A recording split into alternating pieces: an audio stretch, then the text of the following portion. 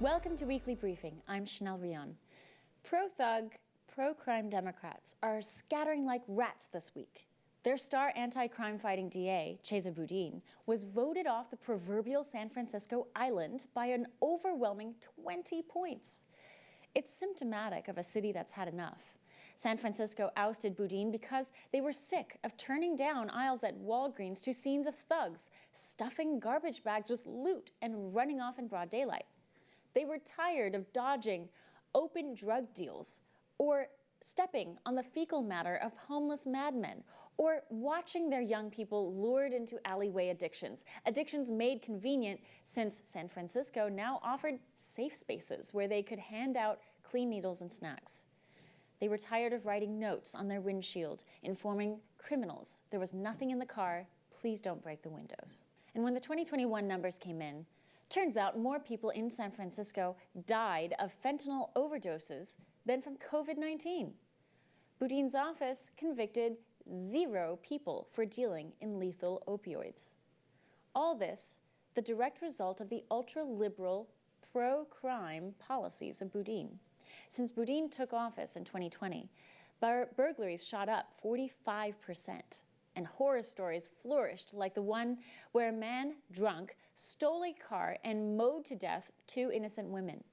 He had been arrested 5 times in 6 months, but Boudin never filed charges that would have locked him up. As for the smash and grabs and the fecal matter, tough luck if you ask Boudin. Does that mean that as the district attorney, you can't do anything about human feces on the street? Sorry to say, the best I can do about it is to use whatever platform I have here in front of all of you on Twitter to demand more public toilets. Indeed, Boudin is a poster boy for the left's love affair with criminals and chaos.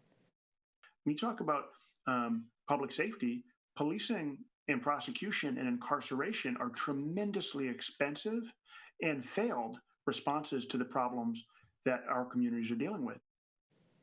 So to all this, the people of San Francisco voted 60% to send Boudin packing this week. The momentum is building. Los Angeles' DA, George Gascon, whose soft-on-crime pro-thug policies like zero bail reform has earned him at least $2.5 million from George Soros, now finds himself in the hot seat for a similar recall effort. Gascon was in the news recently. You've probably seen this video. A woman and her baby just strolling down an LA street in broad daylight is violently run over by a drug-infested 17-year-old. Earlier this month at Speedway and Galleon Street in Venice. You see the woman pushing a stroller, then a car drives straight into them, while sending them both flying into the air. The car then kept on going, but was chased down by onlookers. Investigators say the 16-year-old driver was under the influence of drugs and driving a rental car. She and her baby, Charlie, survived.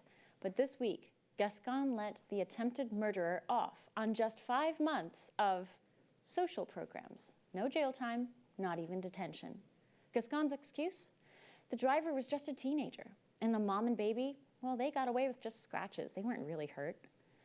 By the way, that 17-year-old was, at the time he drove into the mother and baby, on probation for poisoning a girl and sending her to the hospital in 2019.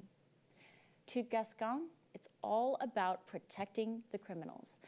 Just like San Francisco, crime has spiked in LA since Gascon's zero bail policies and anti-incarceration positions became reality. What you do is you start shrinking the size and the role of policing, which is so polarizing. So you start funding all those nonprofits that do this work extremely well, will do it at a fraction of the cost and are less likely to have the horrendous outcomes of having somebody get killed or the over-incarceration of a particular community. It's almost like he can barely say that with a straight face, but it looks like he's serious. Since Gascon took office, homicides in LA are up a whopping 41%.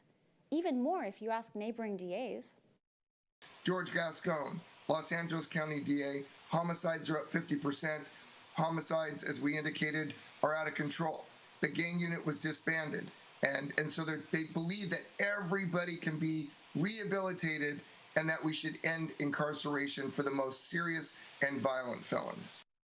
And then, of course, murderers like Philip Dorset toasted Gascon for his early release directive, a policy allowing criminals like himself resentencing just after 15 years.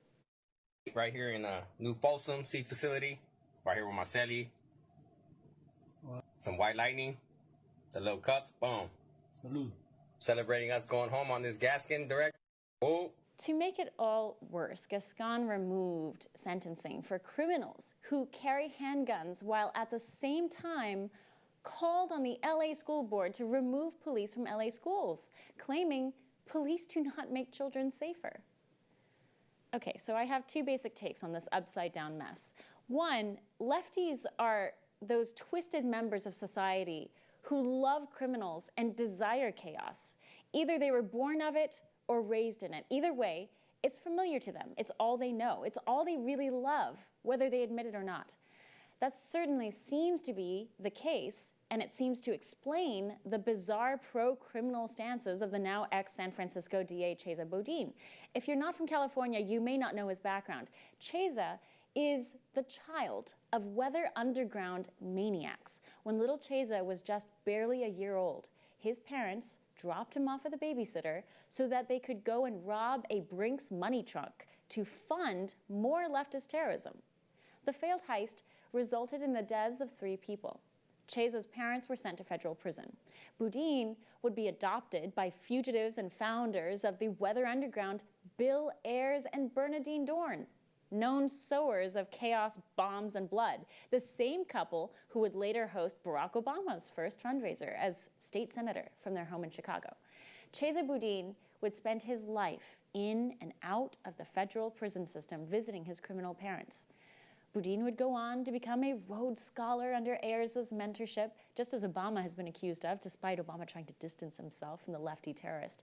And Boudin would become Venezuelan dictator Hugo Chavez's translator. He can't make this up.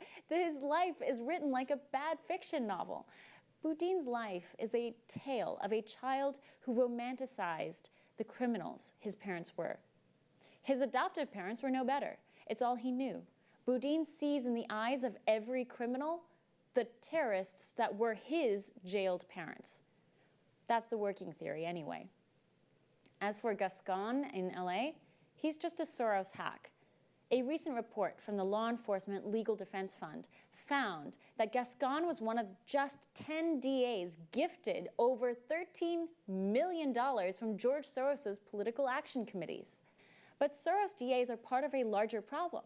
Soros has funded at least 75 district attorneys with over $40 million in the past decade nationwide.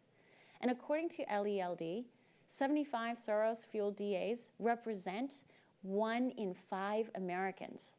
In other words, half of America's 50 most populous cities are run by Soros DAs, most of whom have little to no prosecutorial experience.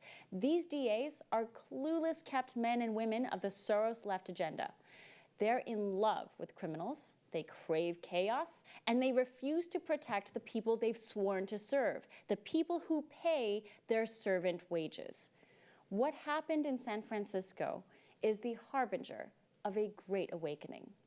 And that's my opening statement. Speaking of great awakenings, after the break, we have a special guest. She's been fighting a battle the courts are finally waking up to, and it has the left reeling. We'll be right back.